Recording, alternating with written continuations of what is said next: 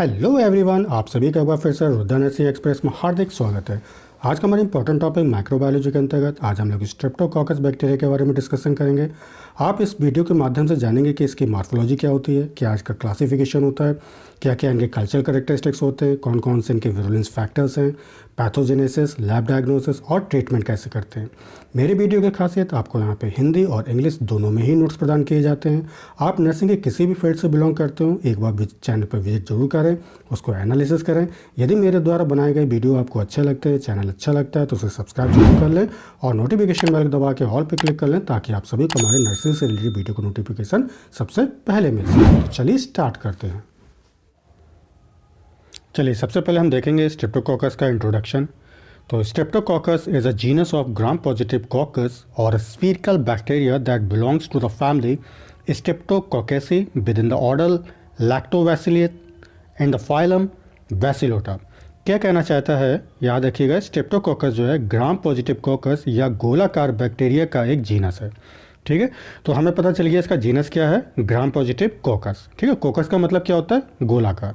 ठीक, फैमिली क्या है इसका, स्ट्रेप्टोकोकेसी है, ऑर्डर क्या है इसका, लैक्टोबैसिलस है, फाइलम क्या है इसका, बैसिलोटा है। क्लियर है।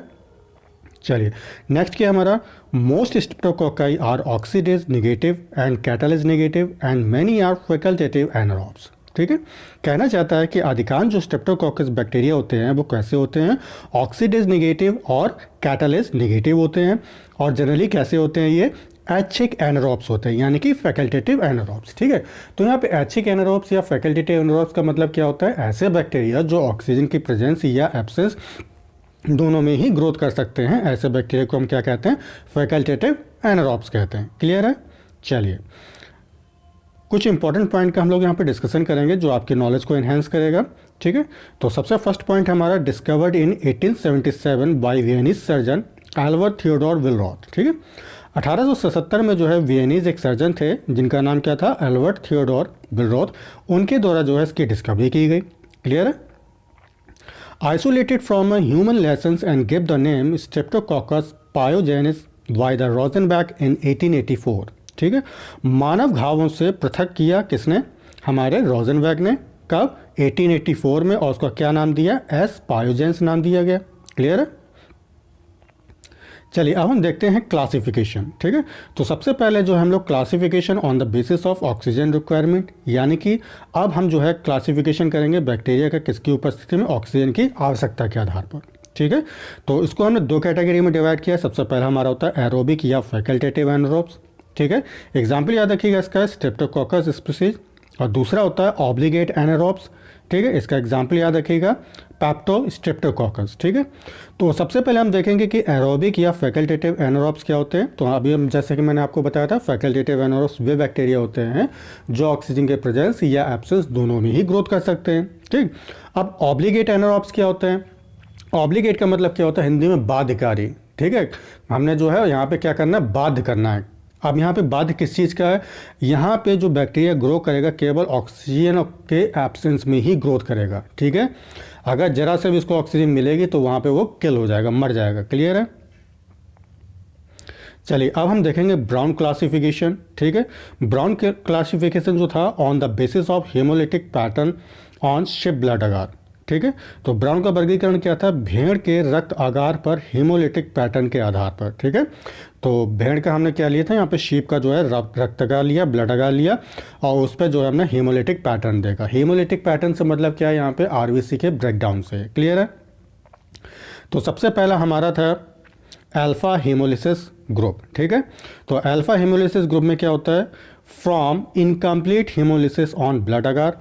ठीक है, कहना क्या चाहता है कि ब्लड अगार पर, ठीक है, अगर आप ब्लड अगार पर आरबीसी का पूर्ण रूप से विघटन नहीं होता है, यहाँ पे पूर्ण रूप से जो है ब्रेकडाउन नहीं होता है, अर्थात आंशिक रूप से जो है आरबीसी क्या होती है, यहाँ पे डिसोसिएट होती हैं, विघटित होती हैं। क्लियर है। चलिए नेक्स्ट पॉइंट है, shows a greenish discoloration around the colony. ठीक है, कॉलोनी की चारों ओर जो है ये हरे रंग की आभा प्रकट करते हैं। ठीक है, एग्जाम्पल याद रखिएगा इसका, स्ट्रेप्टोकोकस निमोनियाई और वेरिडियन स्ट्रेप्टोकोकाई। क्लियर है। चलिए अब हम देखेंगे बीटा हेमोलिसिस ग्रुप। ठीक है, तो सबसे फर्स्ट पॉइंट हमारा form complete hemolysis on blood agar, ठीक है। ब्लड अगार पर जो है यहाँ पे आरबीसी का पूर्ण रूप से विघटन हो जाता है, आरबीसी जो है ब्रेक डाउन होने लगती हैं। क्लियर है। चलिए नेक्स्ट पॉइंट है हमारा, this cocci produce a well defined clear, ठीक है, colourless zone of haemolysis around the colonies. ठीक है, क्या कहना चाहता है कि ये जो कोकाई होती हैं, ठीक है, जब इनको आप देखोगे, ठीक, तो ये कोकाई कॉलोनियों के चारों ओर जो है एक अच्छी तरह से वेल डिफाइंड, क्लियर, एकदम स्पष्ट, ठीक है, रंगहीन हीमोलिसिस का क्षेत्र बनाते हैं। ठीक है, और याद रखिए जो ये एरिया जो बनता है, जो क्षेत्र बनता है रंगहीन हीमोलिसिस का, वो 2 से 4 मिलीमीटर चौड़ा होता है। ठीक है, चलिए नेक्स्ट पॉइंट है, this lysis is due to the liberation of enzymes streptolysin O and streptolysin S. ठीक है, आरबीसी के विघटन का जो मुख्य कारण है, यहाँ पे आप देख रहे हैं कि आरबीसी हमारी टूट रही हैं, ब्रेकडाउन हो रही हैं, तो उसका कारण क्या होता है, याद रखिएगा यहाँ पे स्ट्रेप्टोलाइसिन ओ और स्ट्रेप्टोलाइसिन एस जो है एंजाइम यहाँ पे क्या हो रहे हैं, फ्री हो रहे हैं, मुक्त हो रहे हैं, इसीलिए जो है यहाँ पे आरबीसी का ब्रेकडाउन पूर्ण रूप से हो रहा है। चलिए अब हम देखेंगे गामा हीमोलिटिक स्ट्रेप्टोकोकाई। ठीक है, तो नो हीमोलिसिस अकर, ठीक है, यहाँ किसी भी प्रकार के आरबीसी का विघटन नहीं होता है, याद रखिएगा, बिल्कुल इंपॉर्टेंट पॉइंट है।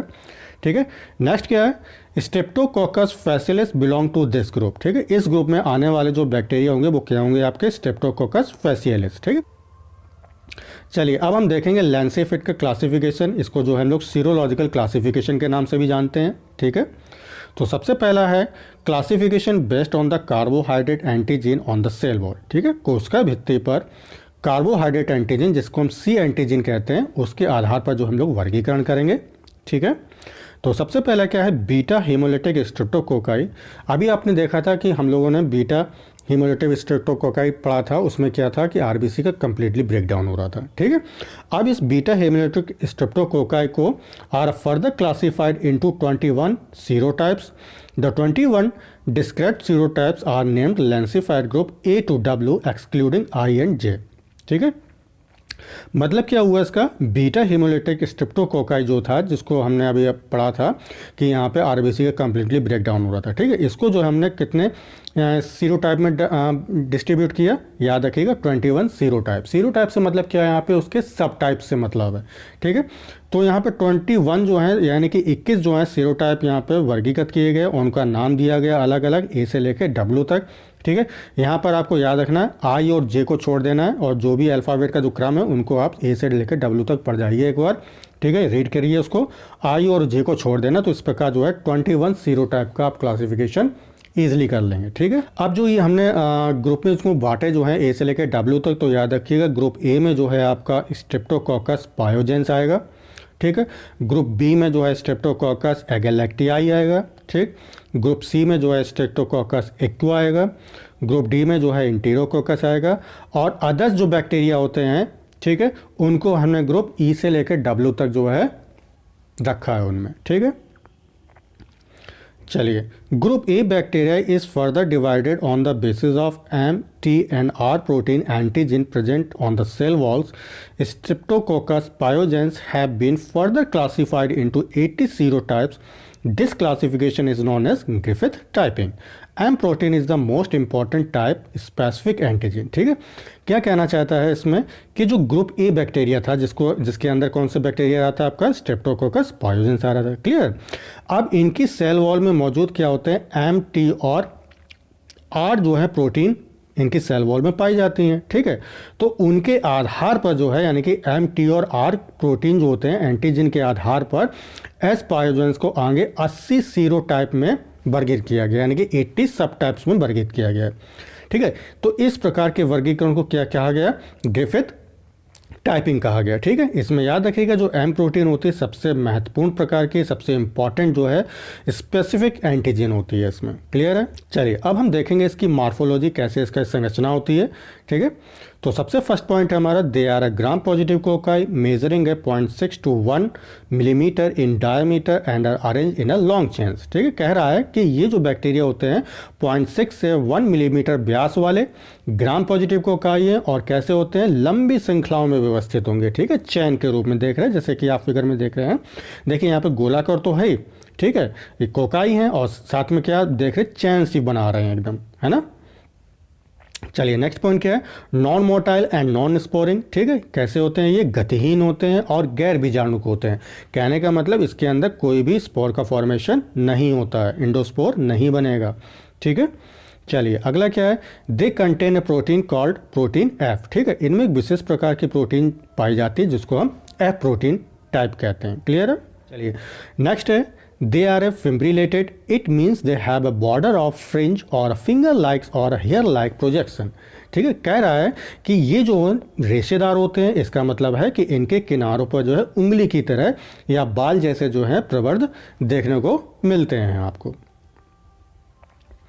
अगला पॉइंट हमारा, they are opportunistic pathogens which means they do not infect healthy host but cause a infections in a hospital. ठीक है, इंपॉर्टेंट पॉइंट है, याद रखिएगा। ये अवसरवादी रोगजनक है। अवसरवादी का मतलब क्या है, जहाँ फायदा मिले वहाँ पर चोट पहुँचाना। ठीक, तो वो चीज़ है यहाँ पे, ये अवसरवादी रोगजनक है, जिसका अर्थ है कि वे स्वस्थ होस्ट को संक्रमित नहीं करते हैं। जो भी हेल्दी होस्ट होगा, जो भी हेल्दी ह्यूमन होगा, ये उसको क्या है, इन्फेक्ट नहीं करेंगे, लेकिन अस्पतालों में संक्रमण का कारण बन सकते हैं। ठीक है, चलिए अब हम देखेंगे कल्चरल कैरेक्टरिस्टिक यानी कि संवर्धन की क्या क्या विशेषताएं होती हैं। ठीक है, तो सबसे पहला पॉइंट हमारा, Streptococcus pyogenes is an facultative anaerobes. ठीक है, एस पायोजेंस एक कैसा होता है, ऐच्छिक अवायवीय है। ठीक है, यानी कि फैकल्टेटिव एनारोब्स है, जिसका मतलब क्या होता है, मैंने अभी आपको बताया था कि यहाँ पे जो बैक्टीरिया होगा वो ऑक्सीजन के प्रेजेंस या एब्सेंस दोनों ही कंडीशन में जो है ग्रोथ करते हैं। क्लियर है। अगला पॉइंट है, it grows at a 37 degree centigrade and at a pH of 7.2 to 7.4 on a blood agar. ठीक है, ब्लड अगार पर याद रखिएगा, ये जो बैक्टीरिया होते हैं 37 डिग्री सेंटीग्रेड और जो पीएच होना चाहिए 7.2 से 7.4 के बीच में जो है ये प्रॉपर तरीके से ग्रोथ करते हैं। ठीक है, नेक्स्ट पॉइंट क्या है, Streptococcus pyogenes produce a small white to grey colonies measuring 0.5 to 1 millimeter in a diameter with a clear zone of beta hemolysis. Presence of 10% carbon dioxide enhance the growth and hemolysis of colonies. Clear? The virulence strains produce matte colonies while a avirulent strains produce a glossy colonies. Some strains with capsule produce a mucoid colony. ठीक है, कहने का मतलब क्या है, जब हम blood अगार लेते हैं तो एस पायोजेंस बीटा हिमोलिसिस के एक स्पष्ट क्षेत्र के साथ में, ठीक है, यहाँ पे बीटा हिमोलिसिस होगी। ठीक, तो उसके अगर कॉलोनी की चारों हम देखेंगे 0.5 से 1 मिलीमीटर व्यास वाले छोटे सफ़ेद से ग्रे कॉलोनी का फॉर्मेशन होता है, जैसे कि आप इस फिगर में देख रहे हैं। देखिए यहाँ पे व्हाइट कलर की जो है कॉलोनी बन रही है चारों ओर। ठीक है, 0.1 से 1 मिलीमीटर व्यास के, ठीक है, सफ़ेद से ग्रे कॉलोनी के होंगे ये।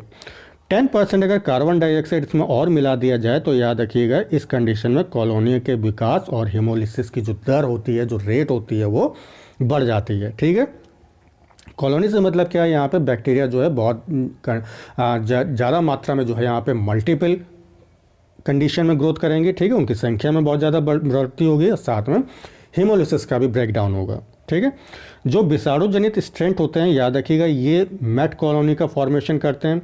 विषाणु जनित स्ट्रेंट से मतलब क्या है, ऐसे कोई भी बैक्टीरिया जो कि डिजीज़ को कॉज करते हैं उनको हम विषाणु जनित स्ट्रेंट कहते हैं। ठीक है, तो ये जो है मैट कॉलोनी का फॉर्मेशन करेंगे, जबकि जो गैर विषाणु जनित होते हैं वो आपके ग्लॉसी कॉलोनी का फॉर्मेशन करेंगे। ग्लॉसी का मतलब होता है एकदम चमकदार। ठीक है, तो चमकदार कॉलोनी का यहाँ पे फॉर्मेशन होगा। नेक्स्ट पॉइंट है हमारा सिलेक्टिव मीडिया। अब हम कौन सा हमने मीडिया लिया, चयनात्मक मीडिया। ठीक है, तो addition of 0.0001% crystal violet to blood agar, this inhibits all other gram positive cocci while allowing selective growth of Streptococcus pyogenes. क्या कह रहा है कि रक्त अगार में अगर हम 0.0001% क्रिस्टल वायलेट जोड़ लें तो इस कंडीशन में क्या होता है, एस पायोजेंस के चयनात्मक विकास की अनुमति देते हुए ये अन्य सभी ग्राम पॉजिटिव कोकाई को रोकता है। ठीक है, तो यहाँ पे हमने सिलेक्टिव मीडिया क्यों नाम दिया, चयनात्मक माध्यम क्यों दिया, देखिए यहाँ पे स्ट्रेप्टोकोकस के कई जो है आपको स्पीसीज देखने को मिलेंगे। ठीक है, लेकिन हमें सिलेक्शन किसका करना है, स्ट्रेप्टोकोकस पायोजेंस का सिलेक्शन करना है। तो इस कंडीशन में आप क्या करोगे, जो भी आपने ब्लड अगार लिया है उसमें 0.0001% जो है क्रिस्टल वायलेट जोड़ दें। ठीक है, तो उस कंडीशन में जो है आप स्ट्रेप्टोकोकस पायोजेंस को आसानी से अलग कर लेंगे, इसको आइसोलेट कर लेंगे। क्लियर है। नेक्स्ट पॉइंट क्या है, पीएनएफ मीडियम। अब हमारा मीडियम कैसा है, पीएनएफ है। ठीक है, तो पीएनएफ मीडियम क्या होता है, हॉर्स ब्लड अगार होता है ये containing a polymyxin B sulphate, ठीक, neomycin sulphate and fusidic acid is another selective medium. ये भी एक प्रकार का सिलेक्टिव मीडियम है, ठीक है। क्या कह रहा है कि जो पीएनएफ माध्यम होता है, ठीक है, जो पीएनएफ माध्यम होता है किन किन चीज़ों से मिलकर बना होता है, तो याद रखिएगा पॉलीमिक्सिन बी सल्फेट, नियोमिसिन सल्फेट और फ्यूसिडिक एसिड, ठीक है, युक्त घोड़े का रक्त अगार होता है ये, ठीक है। एक अन्य चयनात्मक माध्यम है, ये भी जो है चयनात्मक माध्यम है, यानी कि स्ट्रेप्टोकोकस पायोजेंस को हम इजीली जो है आसानी से अलग कर सकते हैं, ठीक है, क्योंकि आप जो कॉलोनी लोग हैं, जो ब्लड अगार लोग हैं, उसमें जो है सभी प्रकार की आपको जो है यहाँ पे स्पीसीज देखने को मिलती हैं, ठीक है। अब इस स्पीसीज को हमें जो है खास तौर से स्ट्रेप्टोकोकस पायोजेंस को अलग करना है, ठीक है। तो आप क्या करेंगे, आप जो है हॉर्स का ब्लड अगार लेंगे और उस अगार में जो है क्या क्या मिलाएंगे आप, पॉलीमिक्सिन बी सल्फेट, नियोमिसिन सल्फेट और फ्यूसिडिक एसिड लेंगे, ठीक है। नेक्स्ट पॉइंट है हमारा ट्रांसपोर्ट मीडियम, ठीक है। तो Pike's transport medium containing a crystal violet and sodium azide is a frequency used transport medium for transporting throat swab for culture of Streptococcus pyogenes, ठीक है। तो परिवहन माध्यम में क्या होता है, याद रखिएगा क्रिस्टल वॉयलेट और सोडियम एजाइड युक्त पाइक्स ट्रांसपोर्ट मीडियम, ठीक है, एस पायोजेंस के कल्चरल के लिए संवर्धन के लिए थ्रॉट स्वैब को बार बार जो है हम लोग यहाँ पे उपयोग करते हैं, ठीक है। तो यहाँ पे क्या होता है, ट्रांसपोर्ट मीडियम जो होता है, जो भी आप यहाँ पे मीडियम लेंगे तो उसमें क्या हम लोग ऐड करेंगे, क्रिस्टल वॉयलेट और सोडियम एजाइड लेंगे, ठीक है। अब इसमें जो है क्या करते हैं हम लोग, जो थ्रॉट का हम लोग जब हम उसको डायग्नोसिस करते हैं किसी भी बीमारी का, ठीक है, तो उसको क्या हम क्या करते हैं, उसको गले से जो है हम स्वैब ले लेते हैं, ठीक है। तो उसको जो है हम लोग उसमें डालते हैं, तब इसमें जो है हम लोग देखते हैं कि बैक्टीरिया जो है ईजिली यहाँ पे ग्रोथ कर जाता है। कौन सा बैक्टीरिया होगा, खासतौर से जो पर्टिकुलर बैक्टीरिया होगा, याद रखिएगा स्ट्रेप्टोकोकस पायोजेंस होगा। नेक्स्ट पॉइंट क्या हमारा लिक्विड मीडियम है, ठीक है। तो S pyogenes produce a granular turbidity with a powdery when grow in a liquid media such as a serum और ग्लूकोज ब्रो, ठीक है। कह रहा है कि अगर हम कोई लिक्विड मीडियम लेंगे तो उस कंडीशन में क्या होगा, स्ट्रेप्टोकोकस पायोजेंस सीरम या ग्लूकोसोर्वा, जो ग्लूकोसोर्वा का मतलब क्या होता है, जैसे आपने देखा होगा जब आप मीट बनाते हो, ठीक है, तो मीट की जो तरी जो होती है, ठीक है, जो तरी होती है उसी को हम क्या कहते हैं, शोरवा कहते हैं, ठीक है। तो यहाँ पे क्या है, सीरम या ग्लूकोसोर्वा जो आपने लिक्विड मीडियम लिया है उसमें अगर हम बैक्टीरिया को यानी कि उगाएं तो ये पाउडर जैसा जो है दानेदार मैलापन पैदा करते हैं। कौन, आपके स्ट्रेप्टोकोकस पायोजेंस।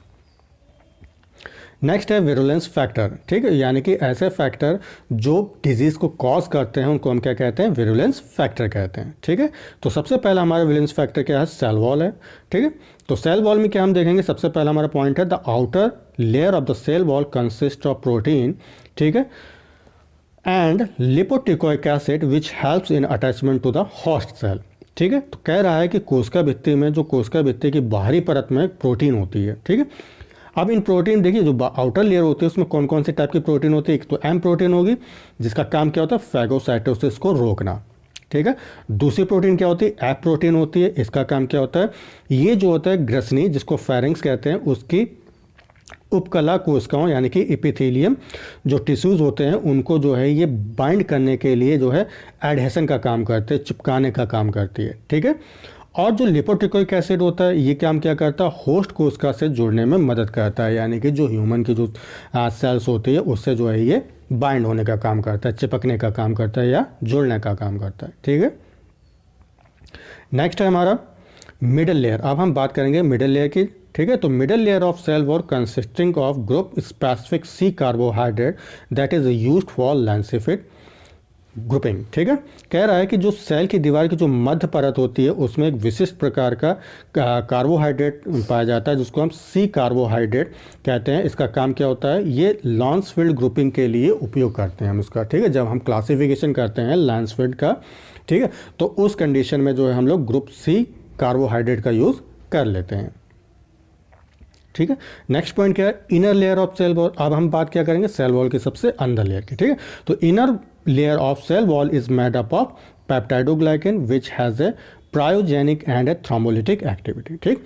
कह रहा है कि कोशिका भित्ति की तीसरी सबसे जो बाहरी परत होती है, जो सबसे अंदर की परत होती है, ठीक है, वो किसकी बनी होती है, पेप्टाइडोग्लाइकन की बनी होती है, ठीक है, जिसमें पायरोजेनिक और थ्रोम्बोलिटिक गतिविधियां होती हैं। ठीक है, तो पेप्टाइडोग्लाइकन का काम क्या होता है, ये जो होता है पायरोजेनिक कॉज करता है। पायरोजेनिक का मतलब होता है हीट पैदा करना, यानी कि ऊष्मा को कॉज करना। ठीक है, और थ्रोम्बोलिटिक को करता है। थ्रोम्बोलिटिक का मतलब क्या होता है, जो ब्लड क्लॉटिंग होती है उसको ये ब्रेक डाउन करती है। ठीक है, जिससे कि बैक्टीरिया आसानी से जो है मूवमेंट कर सकें आगे की ओर, ब्लड में आसानी से गति कर सकें।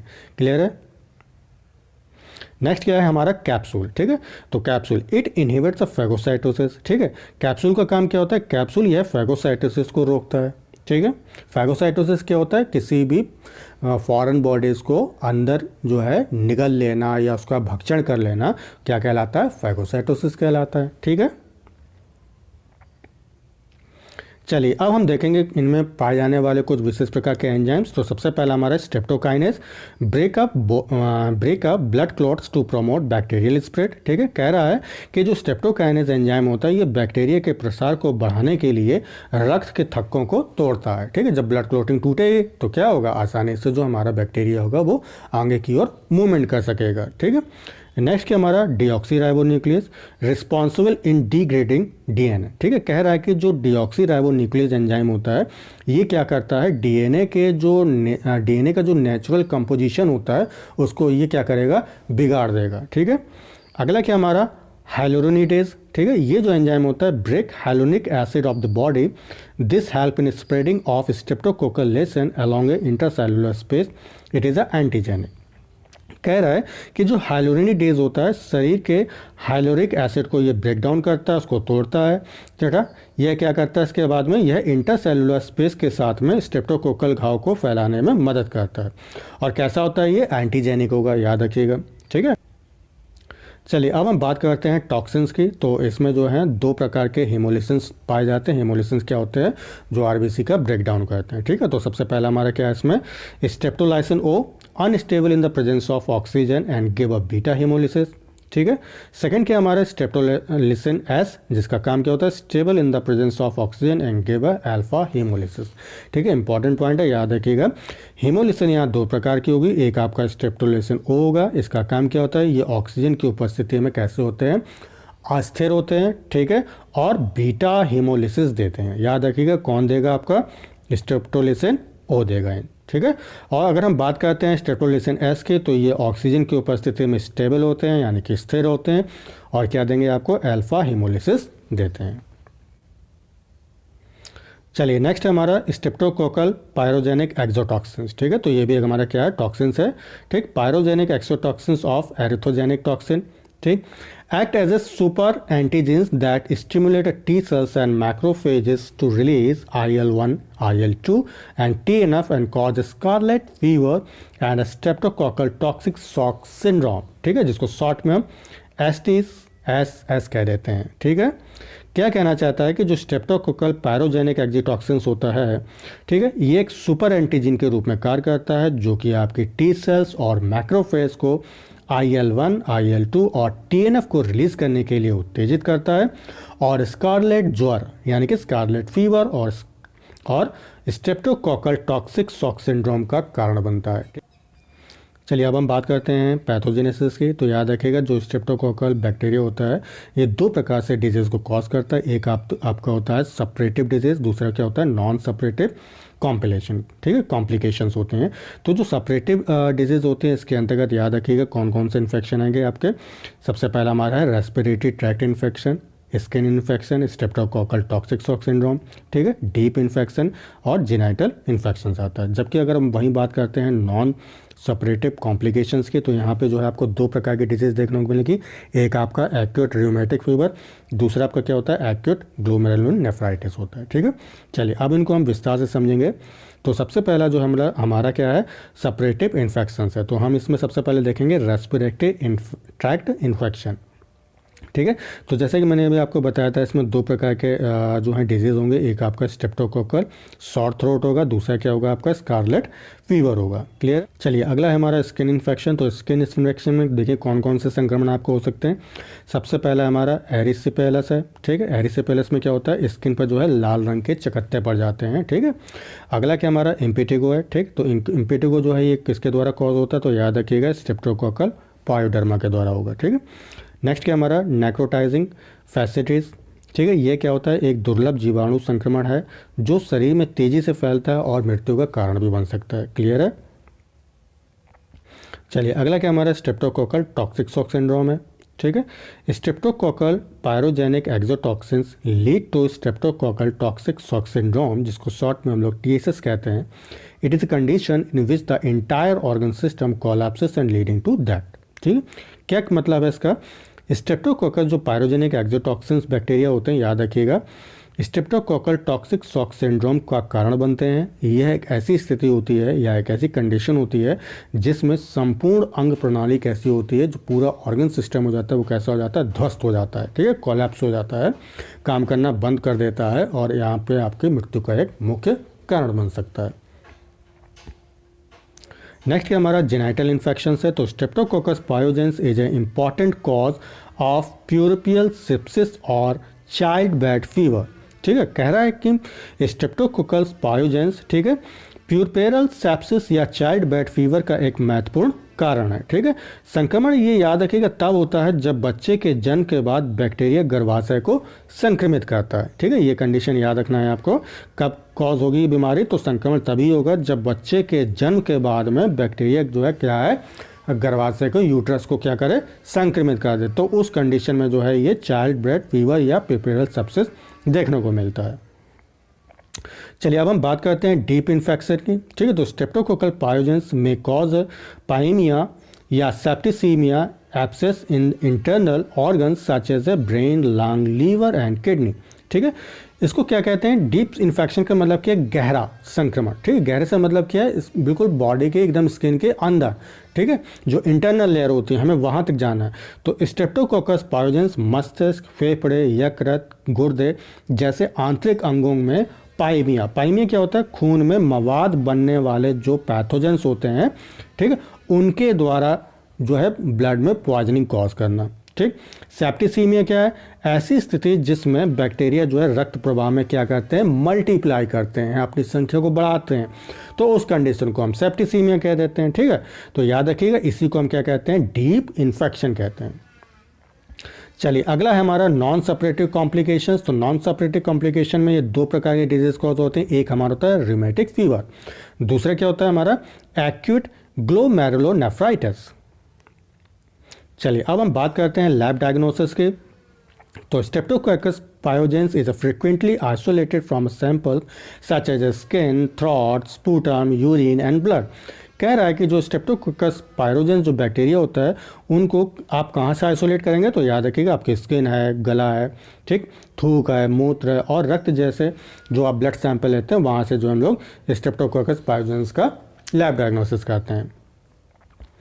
ठीक है, different methods for lab diagnosis. ठीक है, लैब डायग्नोसिस में विभिन्न प्रकार की क्या क्या विधियाँ होती हैं। तो सबसे पहला क्या हमारा ग्राम स्टेनिंग है, सेकंड है कैटालिस टेस्ट है, तीसरा हमारा कल्चर टेस्ट है और चौथा क्या है, सीरोलॉजी है। ठीक है, अब हम इनको सबको एक एक करके देखेंगे। ठीक है, तो सबसे पहला हमारा क्या है, कैटालिस टेस्ट है। Place a drop of hydrogen peroxide on a top of bacteria. ठीक है, तो कैटालिस्ट टेस्ट में सबसे पहले हम प्रोसीजर की बात करेंगे। तो कैसे करेंगे इसको, बैक्टीरिया के ऊपर हाइड्रोजन पेरोक्साइड की एक बूंद डाल दें। ठीक है, डाल दिया। अब इसके बाद क्या होगा, look for bubbles immediately, bubbles equal to catalyst positive तो वो staphylococci and no bubbles catalyst negative streptococci. ठीक, क्या कह रहा है कि अब जब आपने हाइड्रोजन पेरोक्साइड की एक बूंद डाल दी है, अगर तो क्या करना है, अब हमें फ़ौरन जो है बुलबुलों की तलाश करना है। अगर आपको बुलबुले नज़र आ रहे हैं, ठीक है, बुलबुले आपको बबल्स जो है नज़र आ रहे हैं, तो वो कैसे होंगे, कैटालिस्ट पॉजिटिव होंगे, तो वो हमारे बैक्टीरिया कौन होंगे, स्टेफिलोकोकाई होंगे। जैसे कि आप ये फिगर में देखिए यहाँ पे ये क्या है, हमारा बबल्स बन रहे हैं। ठीक है, जबकि नीचे जो है आपका कैटालिस्ट नेगेटिव है, यहाँ पे किसी भी प्रकार का बबल्स नहीं बन रहा है। ठीक है, जब बबल बनेंगे तो वो कैसा होगा, हमारा कैटालिस्ट पॉजिटिव रिजल्ट होगा, यानी कि उसमें स्टेफिलोकोकाई बैक्टीरिया होगा। अगर कोई बुलबुले नहीं बन रहे हैं, कोई बबल्स नहीं बन रहे हैं, तो वो कैसा होगा, हमारा कैटालिस्ट नेगेटिव होगा। और कौन सा होगा, वो स्ट्रेप्टोकोकाई होगा। ठीक है, चलिए बात करते हैं हम लोग कल्चर की। ठीक है, संवर्धन की। The clinical specimen is inoculated on blood agar medium and incubated at 37 degree centigrade for 18 to 24 hours. After incubation period blood agar medium was observe for a zone of beta. ठीक है। Haemolysis around the colonies, कह रहा है कि संवर्धन में क्या होता है, ठीक है, जो भी नैदानिक नमूने को रक्त अगार माध्यम पर लिटा दिया जाता है। जो भी आपने सैंपल लिया है तो उस सैंपल को क्या करेंगे, एक स्लाइड पर हम लोग क्या करेंगे, उसको इनोकुलेट कर लेते हैं। इनोकुलेट का मतलब होता है उसको लिटा देते हैं, ठीक है, उसको चिपका देते हैं, और 18 से 24 घंटों के लिए 37 डिग्री सेंटीग्रेड पर क्या करते हैं, उसको हीट करते हैं। ऊष्मायन अवधि के बाद, यानी कि हीट करने के बाद में क्या होता है, रक्त अगार माध्यम में, ठीक है, कॉलोनियों के चारों ओर जो है आपको बीटा हीमोलिसिस क्षेत्र देखने को मिलते हैं, ठीक है।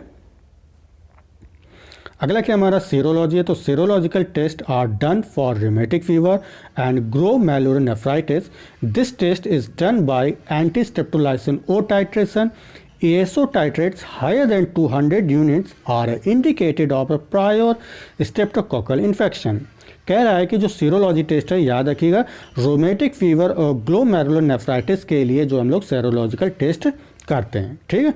इस परीक्षण को आपका याद रखिएगा, इस परीक्षण को एंटी स्ट्रेप्टोलाइसिन ओ टाइट्रेशन द्वारा किया जाता है। टाइट्रेशन क्या है कि केमिकल मेथड होता है, याद रखिएगा। यदि 200 यूनिट से अधिक आपको एंटी स्ट्रेप्टोलाइसिन ओ आते हैं तो यह स्ट्रेप्टोकोकल संक्रमण को इंडिकेट करेगा, ठीक है। कब, जब 200 यूनिट से ज़्यादा आपको जो है एंटी स्ट्रेप्टोलाइसिन ओ देखने को मिल रहा है, तो उस कंडीशन में जो है स्ट्रेप्टोकोकल पक्का है इन्फेक्शन कॉज करेगा, ठीक है। चलिए बात करते हैं हम ग्राम स्टेनिंग की। तो ग्राम positive cocci in chains were observed, it is indicated of streptococcal infection. कह रहा है कि जो ग्राम स्टेनिंग जो बैक्टीरिया होते हैं, ठीक है, ये जंजीरों के रूप में ग्राम पॉजिटिव कोकाई देखी गई हैं, ठीक है, जैसा कि मैंने अभी आपको फिगर में बताया था, ठीक है। एक तो ये पहले बात कैसे होंगे, ये गोलाकार होंगे, कोकाई होंगे, और कैसे होते हैं, चैन के रूप में होते हैं, ठीक है, यानी कि श्रृंखला के रूप में आपको देखने को मिलेंगे, ठीक है। तो अगर ये कंडीशन आपको देखने को मिल रही तो याद रखिएगा उस कंडीशन में स्ट्रेप्टोकोकल इन्फेक्शन होने का खतरा बढ़ जाता है। चलिए बात कर लेते हैं अब हम लोग ट्रीटमेंट की, ठीक है। तो सबसे पहला क्या हमारा penicillin G is a drug of choice.